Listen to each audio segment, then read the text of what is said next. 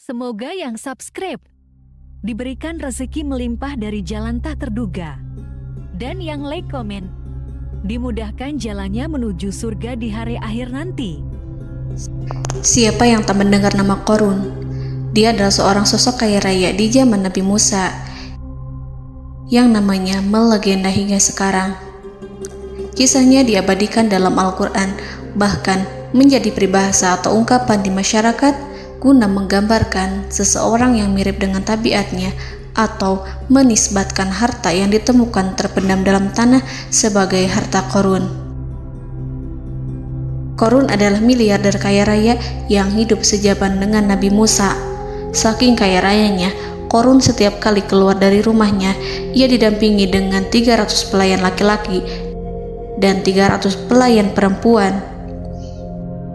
Qorun juga dikawal oleh 4.000 pengawal yang diiringi 4.000 binatang ternak ditambah 60 ekor unta yang khusus membawa kunci-kunci gudang penyimpanan harta kekayaannya itu.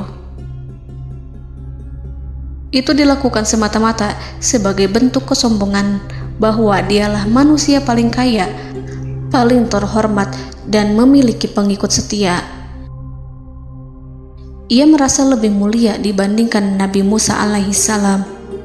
Orang-orang tentu saja akan penasaran seberapa banyak harta kekayaan Qorun jika pengawal dan pembawa kunci gudang kekayaannya sebanyak itu. Lalu berapa banyakkah harta yang dimiliki Qorun yang disimpan di dalam gudangnya tersebut? Sebelum saya melanjutkan, dimohon untuk menonton video ini sampai selesai supaya tidak ada kesalahpahaman dalam memahami isi cerita, serta mohon bantu channel ini semakin berkembang dengan cara tekan subscribe dan silakan tinggalkan like serta komen positifnya. Semoga dukungan pemirsa Risalah Kehidupan bernilai pahala dan menjadi wasilah dimudahkannya segala urusan pemirsa sekalian. Pemirsa Risalah Kehidupan, di zaman sekarang banyak orang yang mengistilahkan rezeki yang tak terduga dengan istilah harta Qorun.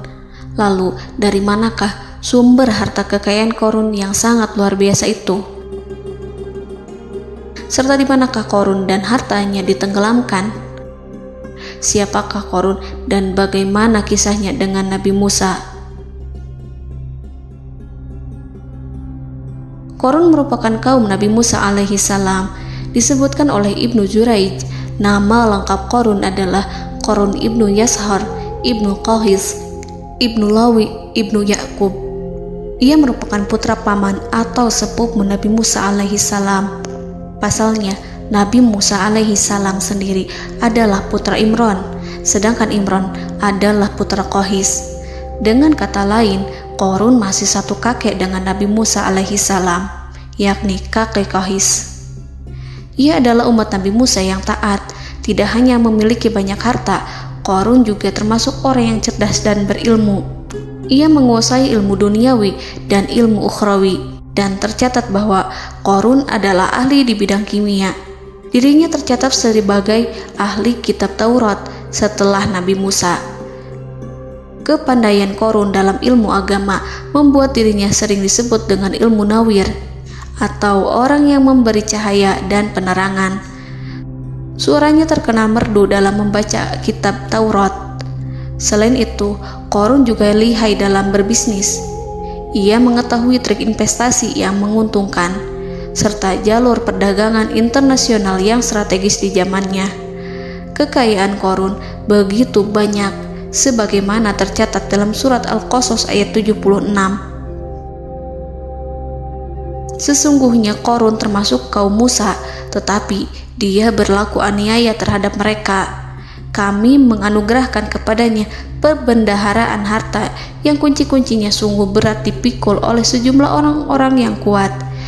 Dalam riwayat Kaisamah disebutkan, kunci gudang kekayaan Qorun dibutuhkan 60 bigol atau sejenis kuda kecil.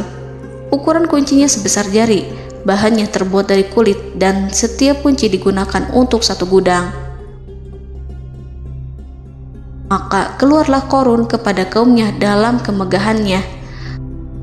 Para ulama tafsir menjelaskan Qarun keluar dengan mewah diiringi dengan 300 gadis berbaju merah dan 4.000 kendaraan kuda.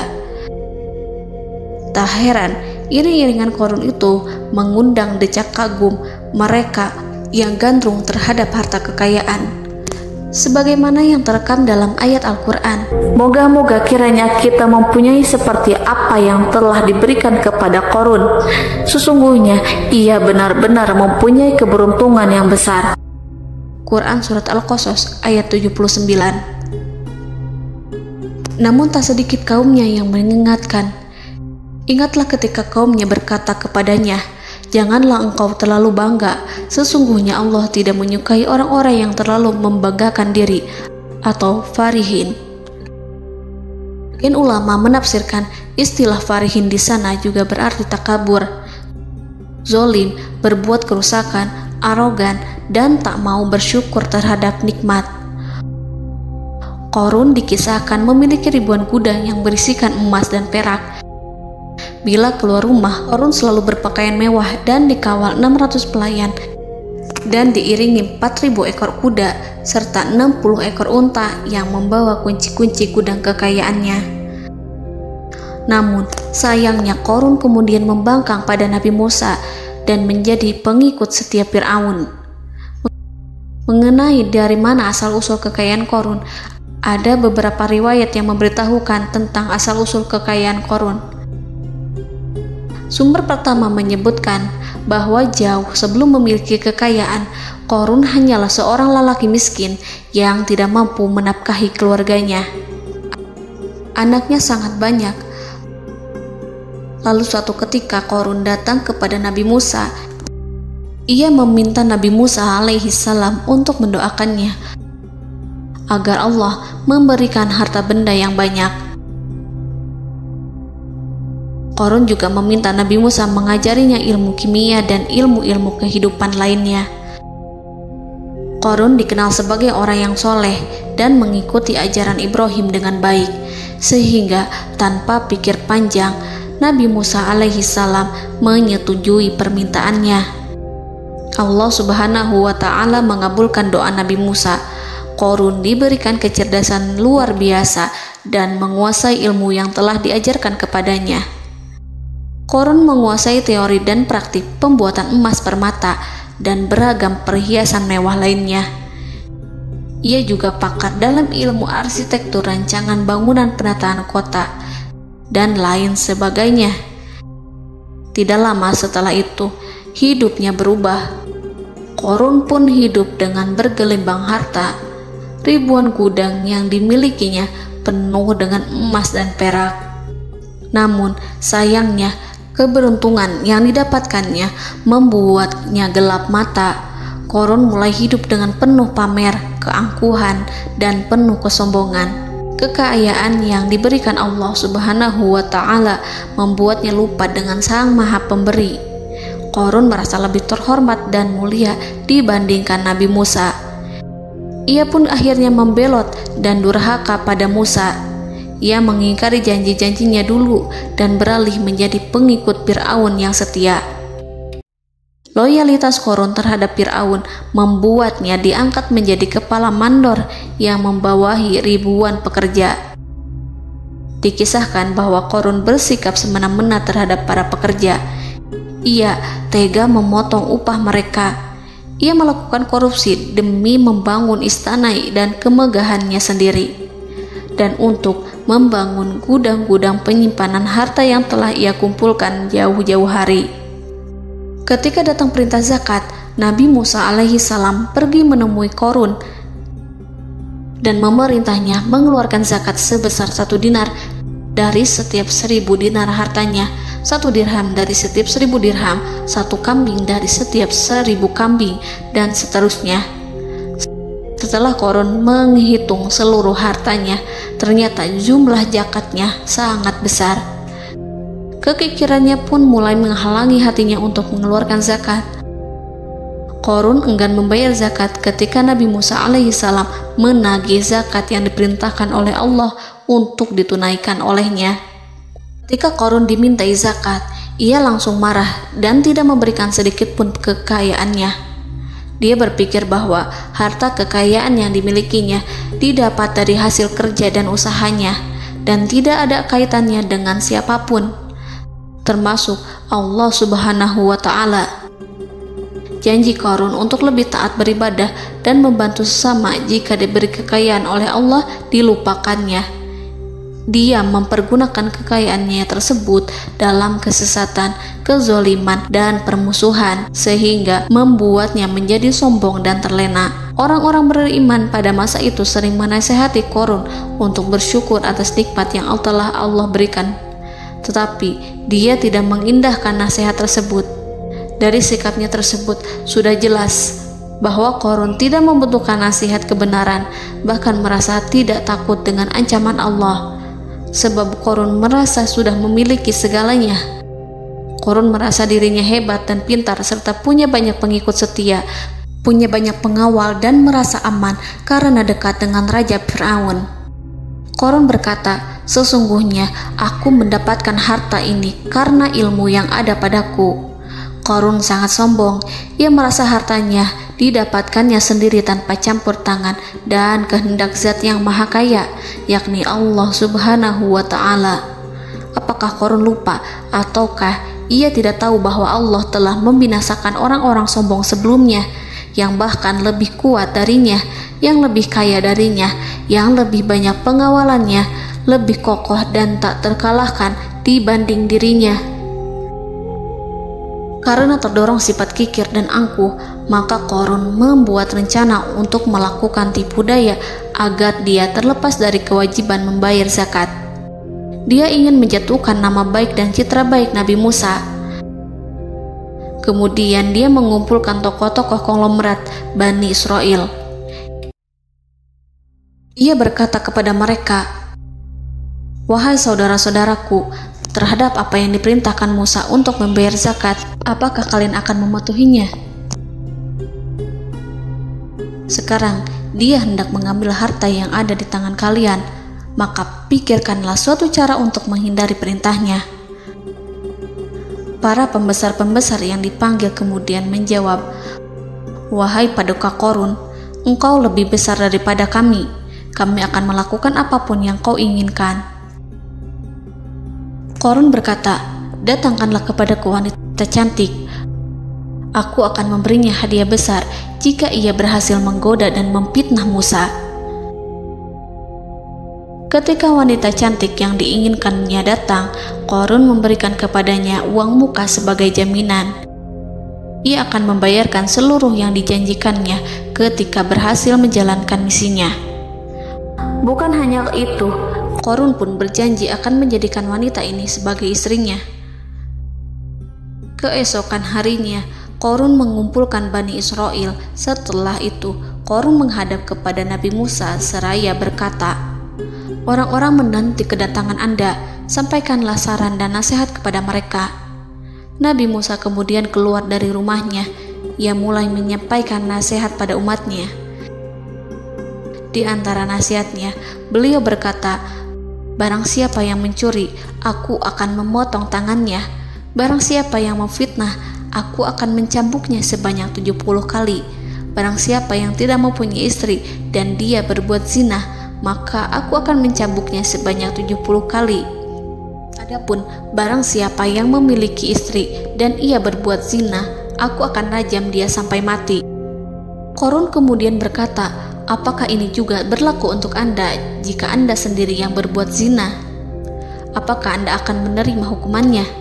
Kemudian Nabi Musa menjawab, "Ya, meskipun saya sendiri yang melakukannya." Maka kemudian Qarun memanggil wanita yang telah dibayarnya. Wanita itu berdiri di depan Nabi Musa dan Bani Israel yang telah berkumpul, mengaku sedang hamil karena berhubungan badan dengan Nabi Musa. Maka marahlah Nabi Musa atas fitnah kejam yang diarahkan kepadanya.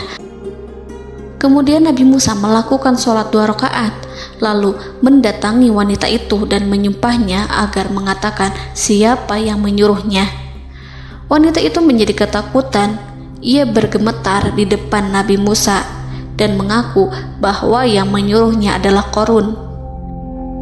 Lalu wanita itu bertaubat dan meminta maaf kepada Nabi Musa. Seketika Nabi Musa bersujud seraya berdoa kepada Allah agar menimpakan azab kepada Qarun. Allah memberi wahyu kepada Musa bahwa bumi telah dijadikan tunduk kepada perintah Nabi Musa. Kemudian Nabi Musa berkata kepada bumi, "Wahai bumi, telanlah Qarun beserta kekayaannya, habiskanlah semua." Kala itu Allah menurunkan wahyu kepada Musa alaihissalam untuk memerintah bumi apapun yang diinginkannya. Begitu Nabi Musa alaihissalam datang dengan wajah sangat marah, barulah Qarun merajuk, "Wahai Musa, sayangilah aku." Sementara Nabi Musa alaihissalam tak bergeming.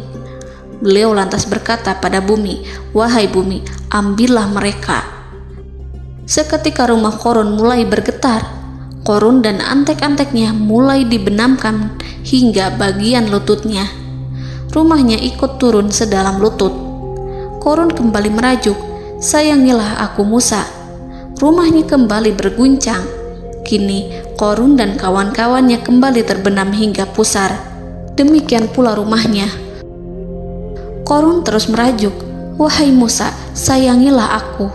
Sementara Nabi Musa alaihissalam kembali meminta bumi, "Wahai bumi, ambillah mereka."